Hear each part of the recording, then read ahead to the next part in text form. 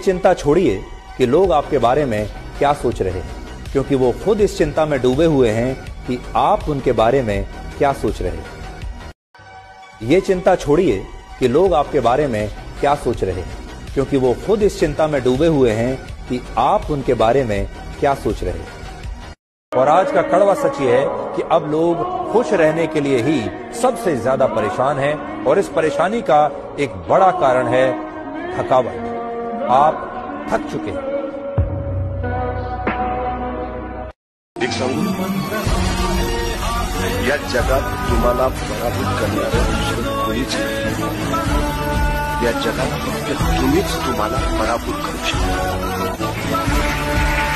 जगात तुम्हाला दुसरं ही 2 वर्ष फक्त आयुष्यातली जपा। ही 2 वर्ष स्वतःच्या आयुष्याला आकार देण्यासाठी खर्च करा। ही 2 वर्ष फक्त स्वतःला गाडून घ्या, कोंडून घ्या, स्वतःच्या ध्येयासाठी स्वतःला समर्पित करा।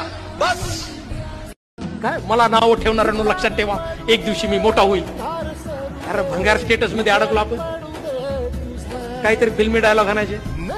तुम्ही मला आता किंमत नाही दिली तर हरकत नाही, मी भविष्यात मोठा होऊन दाखवीन आणि हे फेसबुकवर टाकते। हमारा सपना बचपन से था फौज में जाने का, और हम उसके लिए एनडीए की तैयारी की है, एग्जाम दिए। हमारा मेडिकली फिट नहीं है, हाथ टेढ़ा होने की वजह से हमको छाट दिया गया।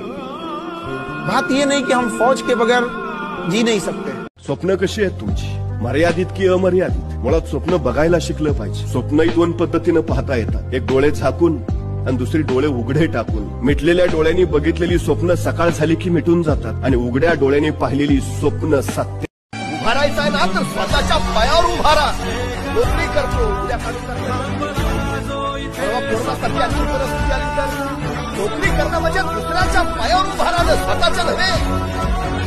स्वतःच्या पायावर उभारायचं असं